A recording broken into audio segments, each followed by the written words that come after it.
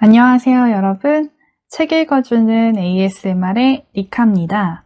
오늘 여러분들께 소개해드리고 싶은 책은 바로 다자이 오사무의 인간실격이라는 책입니다.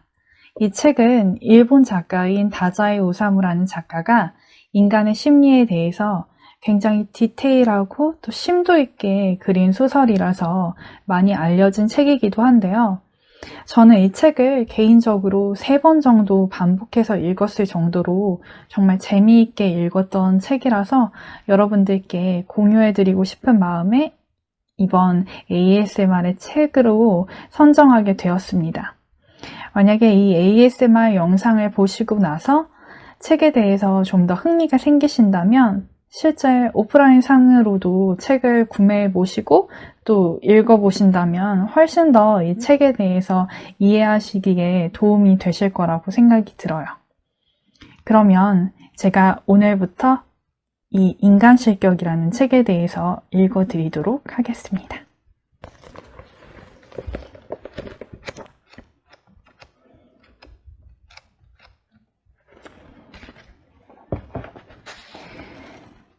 부끄럼 많은 생애를 보냈습니다.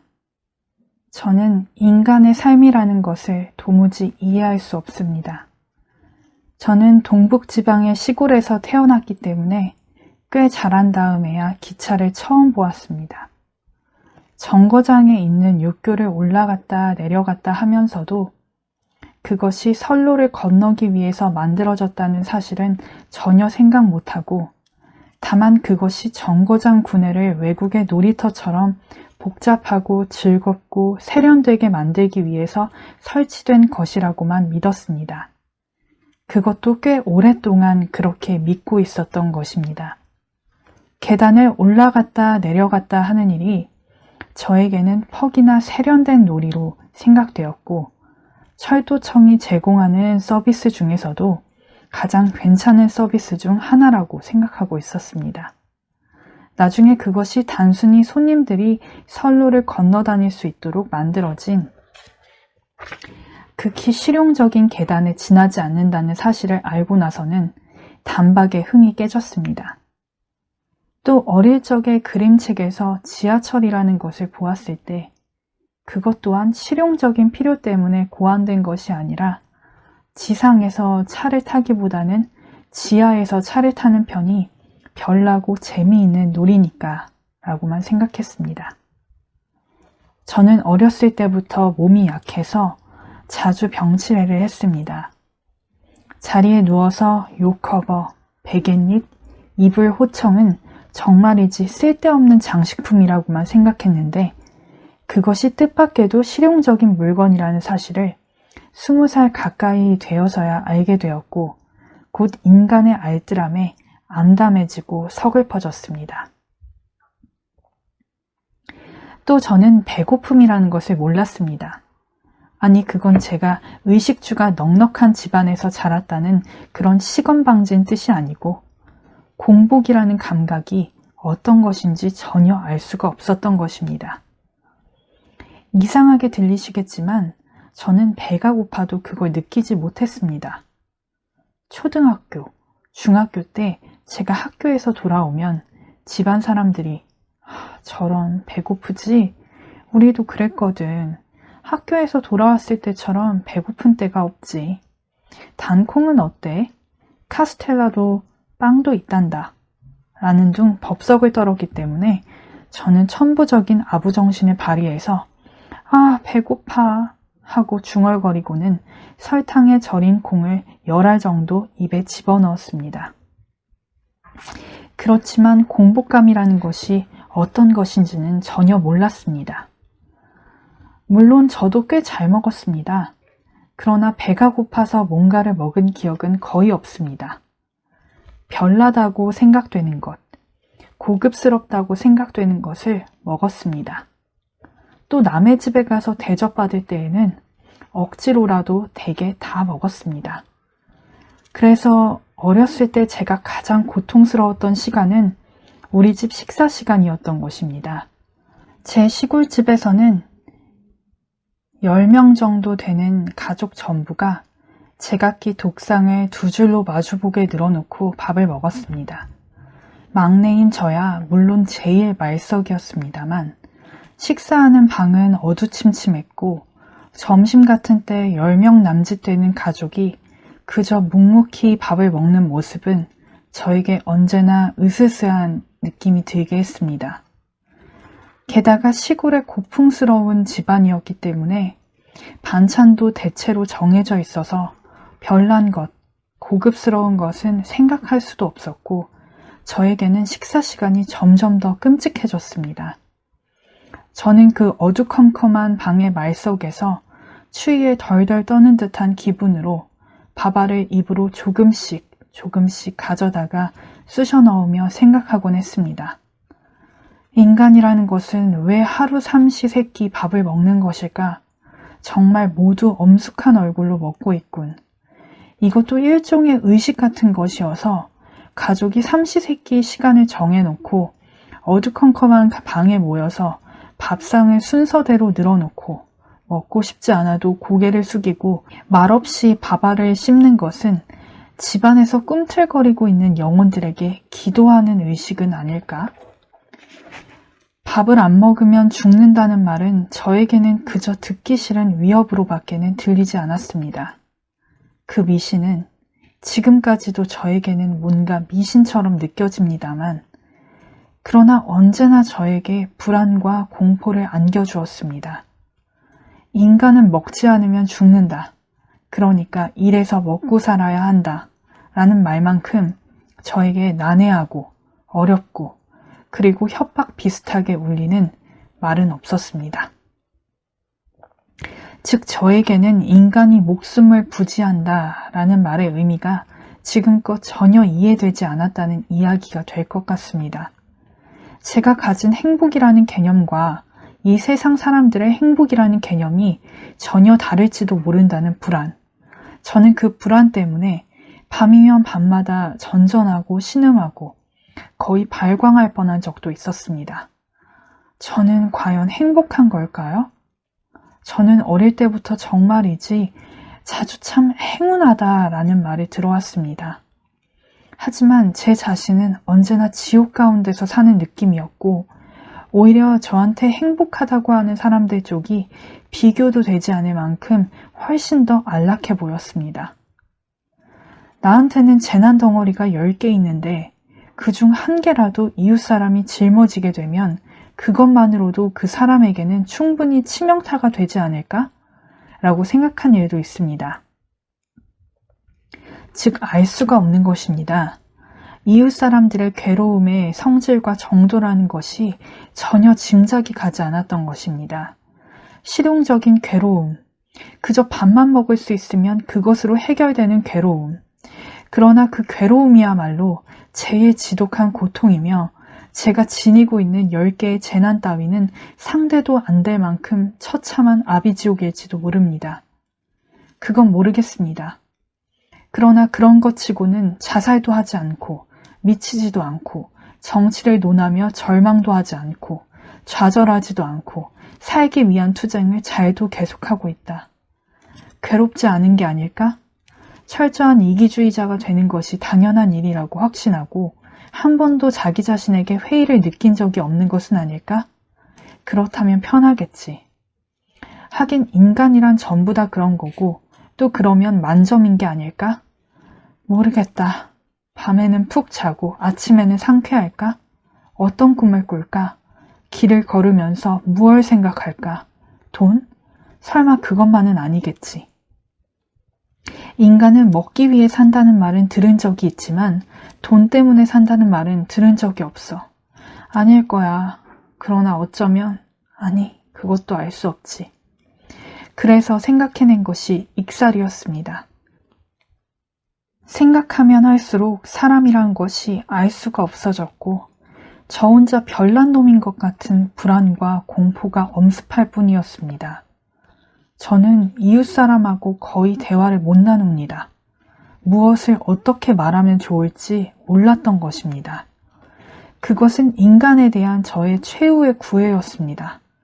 저는 인간을 극도로 두려워하면서도 아무래도 인간을 단념할 수가 없었던 것 같습니다.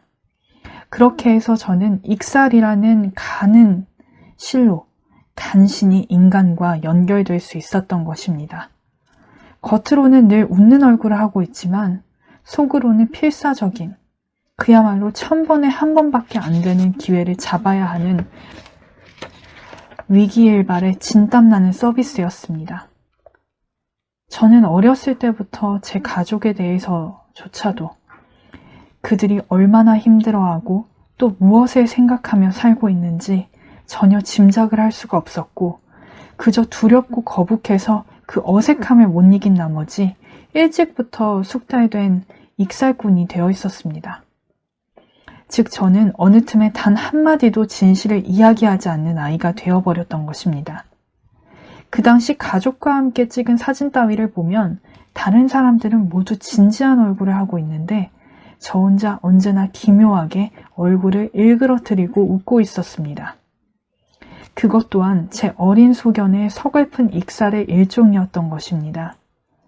또 저는 가족한테 꾸중을 듣고 말대꾸한 적이 한 번도 없습니다. 그 사소한 꾸중은 저에게는 청천벽력과도 같아 저를 미칠 지경에 이르게 했기 때문에 말대꾸는커녕 그 꾸중이야말로 말하자면 만세 일개, 즉 고대로부터 단일 계통을 이어온 일본인의 진리임에 틀림없다. 나한테는 그 진리를 행할 능력이 없으니까 더 이상 인간과 더불어 살 수 없는 게 아닐까? 라고 확신해버리는 것이었습니다. 그래서 저는 말싸움도 자기 변명도 하지 못했습니다. 남이 저에게 욕을 하면 그래 정말이야 내가 엄청 잘못 생각하고 있었어. 그렇게 생각되어서 언제나 그 공격을 잠자코 받아들이고 속으로는 미칠 듯한 공포를 느꼈던 것입니다. 그야 누구든 남이 비난을 퍼붓거나 화를 낼 때 기분이 좋을 사람은 없겠습니다만 저는 화를 내는 인간의 얼굴에서 사자보다도 악어보다도 용보다도 더 끔찍한 동물의 본성을 보게 되는 것이었습니다. 평상시는 본성을 숨기고 있다가 어떤 순간에 예컨대 소가 풀밭에서 느긋하게 잠자고 있다가 갑자기 꼬리로 배에 앉은 쇠등에를 탁 쳐서 죽이듯이 갑자기 무시무시한 정체를 노여움이라는 형태로 드러내는 모습을 보면 저는 언제나 머리털이 곤두서는 듯한 공포를 느꼈습니다. 이 본성 또한 인간이 되는데 필요한 자격 중 하나일지도 모른다는 생각을 하면 제 자신에 대한 절망감에 휩싸이곤 했습니다. 늘 인간에 대한 공포에 떨고 전율하고 또 인간으로서의 제 언동에 전혀 제 자신을 갖지 못하고 자신의 고뇌는 가슴속 깊은 곳에 있는 작은 상자에 담아두고 그 우울함과 긴장감을 숨기고 또 숨긴 채 그저 천진난만한 낙천가인 척 가장을 하면서 저는 익살스럽고 약간은 별난 아이로 점차 완성되어 갔습니다. 뭐든 상관없으니까 웃게만 만들면 된다. 그러면 인간들은 그들이 말하는 소위 삶이라는 것밖에 나가 있어도 그다지 신경 쓰지 않을지도 몰라. 어쨌든 인간들의 눈에 거슬려서는 안 돼. 나는 무야, 바람이야, 텅 비었어. 그런 생각만이 강해져서 저는 익살로 가족들을 웃겼고 또 가족보다 더 불가사의하고 무시무시한 머슴이랑 하녀들한테까지도 필사적으로 익살 서비스를 했던 것입니다. 저는 한여름에 혹겹 여름옷 안에 빨간 스웨터를 껴입고 복도를 걸어다녀서 식구들을 웃겼습니다. 좀처럼 웃지 않는 큰형까지도 그런 저를 보고는 웃음을 터뜨리며 요조, 그건 안 어울려 라고 귀여워 죽겠다는 듯이 그렇게 말했습니다. 뭐 저도 한여름에 스웨터를 입고 다닐 만큼 그렇게 더위 추위를 못 가리는 기인은 아닙니다. 누나의 레깅스를 양팔에 끼고 유카타 소매 밖으로 내보여 스웨터를 껴입고 있는 것처럼 보이게 했던 것입니다. 저희 아버님은 도쿄에 볼 일이 많은 분이셨기 때문에 우에노의 사쿠라키동에 집을 갖고 계셨고 한 달의 태반은 도쿄에 있는 그 집에서 지내셨습니다. 그리고 돌아오실 때마다 가족 모두에게 또 친척들한테까지 정말이지 엄청나게 많은 선물을 사들고 오시는 것이 말하자면 아버님의 취미 같은 것이었습니다. 언젠가 도쿄로 가시기 전날 밤, 아버님은 아이들을 손님방에 모아놓고 이번에는 어떤 선물이 좋을지 한 사람 한 사람에게 웃으며 물으시고 아이들의 대답을 일일이 수첩에 적어 넣으셨습니다. 아버지가 아이들을 그렇게 친밀하게 대하시는 것은 드문 일이었습니다. 요조는? 아버지가 물으셨을 때 저는 우물쭈물 대답을 못하고 말았습니다. 뭐가 갖고 싶지? 하고 누가 물으면 저는 그 순간 갖고 싶은 게 아무것도 없어져 버리곤 했습니다. 아무래도 상관없어. 어차피 나를 즐겁게 해줄 것 따위는 없어. 그런 생각이 꿈틀 일어났던 것입니다. 그러면서 남이 준 것은 아무리 제 취향에 맞지 않아도 거절도 못했습니다. 싫은 것을 싫다고 하지도 못하고 또 좋아하는 것도 쭈뼛쭈뼛 훔치듯이 전혀 즐기지 못하고 그러고는 표현할 길 없는 공포에 몸부림쳤습니다. 즉 저에게는 양자택이라는 능력조차도 없었던 것입니다. 이것은 뒷날 저의 소위 부끄럼 많은 생애의 큰 원인이 되기도 한 성격의 하나였던 것 같습니다. 제가 입을 다문 채 우물쭈물하고 있으니까 아버님은 조금 불쾌한 얼굴이 되셨습니다. 역시 책인가? 아사쿠사 절 앞에 있는 장난감 가게에서 아이들이 쓰고 노는데 알맞은 크기의 정월 사자춤 탈을 팔고 있던데 갖고 싶지 않으냐?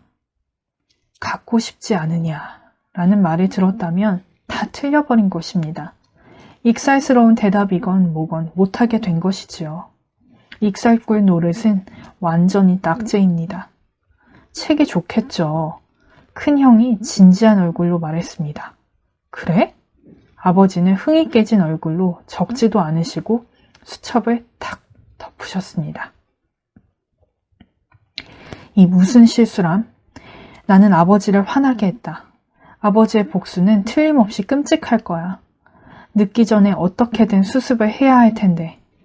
그날 밤 이불 속에서 부들부들 떨면서 생각하던 저는 살그머니 일어나 손님방에 가서 아버지가 아까 수첩을 집어넣으셨던 서랍을 열고 수첩을 꺼내 드르륵 페이지를 넘겨서는 선물 목록이 기입된 곳을 찾아내 수첩에 달린 연필에 침을 묻혀서 사자춤이라고 써두고 잤습니다. 저는 그 사자탈이 전혀 갖고 싶지 않았습니다. 숫째 책이 나왔습니다. 그렇지만 저는 아버지가 그 사자탈을 저한테 사주고 싶어 한다는 사실을 깨닫고 아버지의 뜻을 따름으로써 아버지 기분을 좋게 해드리고 싶은 일념에 한밤중에 감히 손님방에 몰래 숨어드는 모험을 감행했던 것입니다. 그리고 과연 저의 비상수단은 예상했던 대로 대성공을 거두었습니다. 이윽고 아버지가 도쿄에서 돌아오셨을 때 어머니한테 큰 소리로 말씀하시는 것을 저는 방에서 들었습니다. 그 아사쿠사 절 앞에 있는 장난감 가게에서 이 수첩을 열어보았더니 이것 좀 봐요. 여기 사자춤이라고 쓰여있지 않겠어? 이건 내 글씨가 아닌데, 응? 하고 의아해하다 생각이 미쳤지. 이것은 요조의 장난이요. 그 녀석은 내가 물었을 때는 희죽희죽 웃고만 있더니 뭐니뭐니 해도 그 녀석은 좀 별나니까 말이요. 모른 척 해놓고는 여기에 이렇게 또박또박 써놨더라고.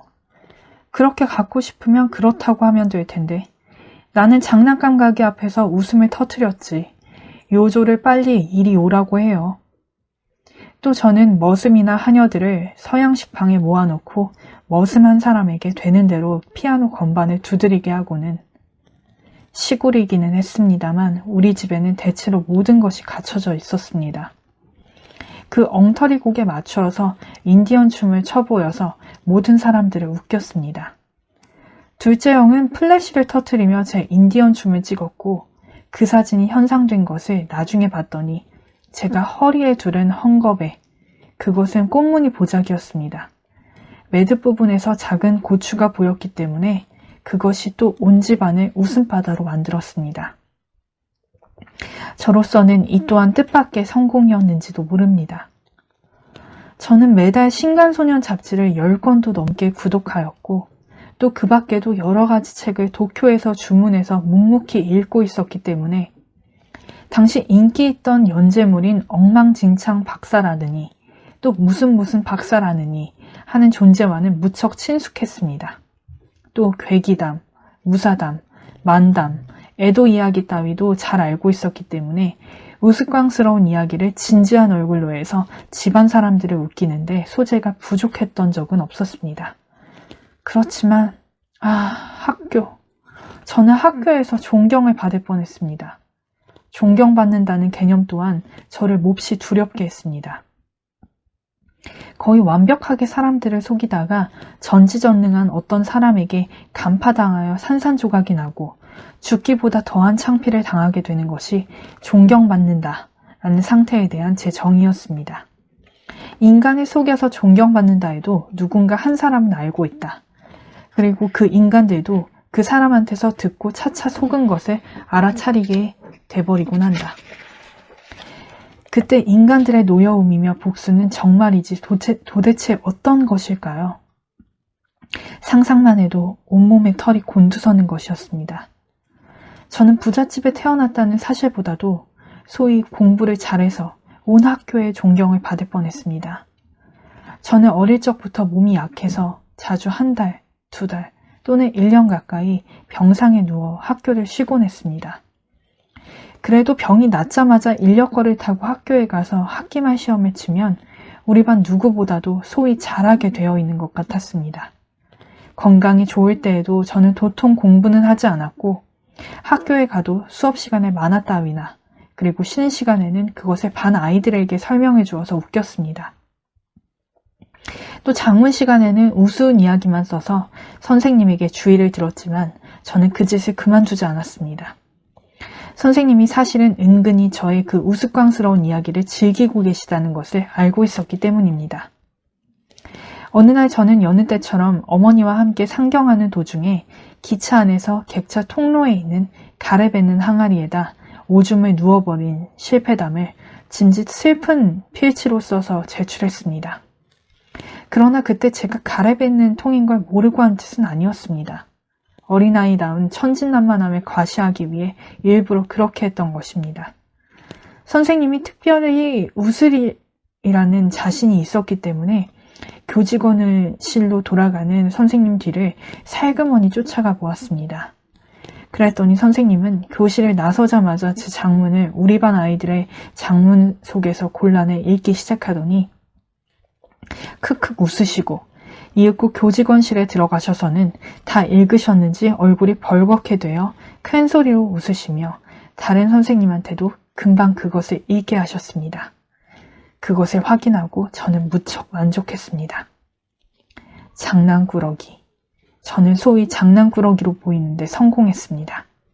존경받는 걸 피하는데 성공했습니다. 성적표는 전 학과 다 10점 만점이었습니다만 소행이라는 항목만큼은 7점이거나 6점이거나 해서 그것 또한 온 집안을 웃음바다로 만들었습니다. 그렇지만 제 본성은 장난꾸러기 같은 것하고는 도대체가 정반대의 것이었습니다. 그 당시 이미 저는 하녀와 머슴한테서 서글픈 일을 배웠고 순결을 잃었습니다. 어린아이한테 그런 짓을 하는 것은 인간이 저지를 수 있는 범죄 가운데서도 가장 추악하고 천박하고 잔인한 범죄라고 지금은 생각합니다. 그러나 저는 참았습니다. 그것으로 또 한 가지 인간의 특질을 알게 됐다는 생각까지 들었고 힘없이 웃었습니다. 만일 제가 진실을 말하는 습관에 길들여져 있었다면 당당하게 그들의 범죄를 아버지 어머니한테 일러 바칠 수 있었을지도 모릅니다. 그러나 저는 아버지 어머니조차도 전혀 이해할 수가 없었던 것입니다. 인간에게 호소한다. 저는 그런 수단에는 조금도 기대를 걸 수가 없었습니다. 아버지한테 호소해도, 어머니한테 호소해도, 순경한테 호소해도, 정부에 호소해도 결국은 처세술에 능한 사람들의 논리에 져버리는 게 고작 아닐까? 틀림없이 편파적일 게 뻔해. 필경 인간에게 호소하는 것은 헛일이다. 나는 역시 아무것도 사실대로 말하지 않고 참고 그리고 익살꾼 노릇을 계속해 나갈 수밖에 없다는 마음이 되었습니다. 뭐야? 인간에 대한 불신을 말하고 있는 거야? 네가 언제부터 기독교인이 됐는데? 라고 조소할 사람도 혹시 있을지 모릅니다. 그러나 인간에 대한 불신이 반드시 곧장 종교의 길로 통하는 것은 아니라고 저는 생각합니다. 사실 그 조소하는 사람을 포함해서 인간은 여호와건 뭐건 생각조차 안 하고 태연하게 살아가고 있지 않습니까? 역시 제가 어렸을 적의 일입니다만 아버지가 소속하고 계셨던 어떤 정당의 고명한 분이 우리 마을에 연설하러 왔기에 저는 머슴들과 함께 극장에 갔습니다. 10,000원이었습니다.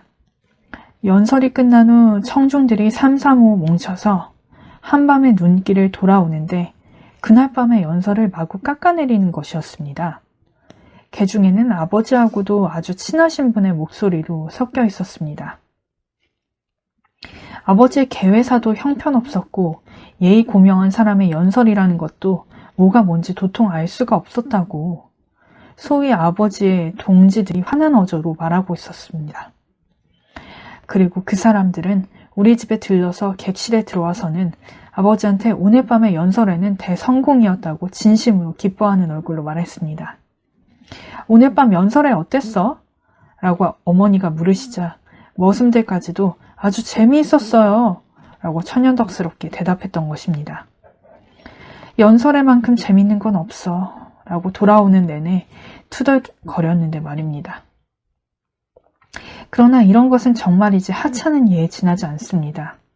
서로 속이면서 게다가 이상하게도 전혀 상처를 입지도 않고 서로가 서로를 속이고 있다는 사실조차 알아차리지 못하는 듯 정말이지 산뜻하고 깨끗하고 밝고 명랑한 불신이 인간의 삶에는 충만한 것으로 느껴집니다. 그렇지만 저는 서로가 서로를 속이고 있다는 사실 따위에는 그다지 관심이 없습니다.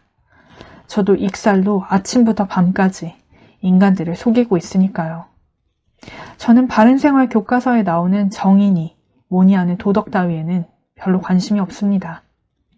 저한테는 서로 속이면서 살아가는 혹은 살아갈 자신이 있는 것처럼 보이는 인간이야말로 난해한 것입니다. 인간은 끝내 저한테 그 요령을 가르쳐주지 않았습니다. 그것만 터득했더라면 제가 인간을 이렇게 두려워하면서 필사적인 서비스 같은 것은 안 해도 됐을 텐데 말입니다. 인간의 삶과 대립되어 밤이면 밤마다 지옥 같은 괴로움을 맛보지 않아도 되었을 텐데 말입니다. 즉 제가 머슴과 하녀들의 그 가증스러운 범죄조차 아무한테도 호소하지 않았던 것은 인간에 대한 불신 때문도 아니고 또 물론 기독교적 박애주의 때문도 아니고 인간이 저 요조에게 신용이라는 껍질을 단단히 닫고 있었기 때문이라고 생각합니다. 부모님조차도 제가 이해할 수 없는 면을 가끔 보이셨으니까요. 그리고 아무한테도 호소하지 못하는 저의 고독한 냄새를 많은 여성들이 본능적으로 맡게 된 것이 훗날 그녀들이 저의 약점을 틈타 접근하게 된 이유 중 하나인 것 같이 느껴집니다. 즉 저는 여성들이 보기에 사랑의 비밀을 지켜줄 사나이였다는 이야기입니다.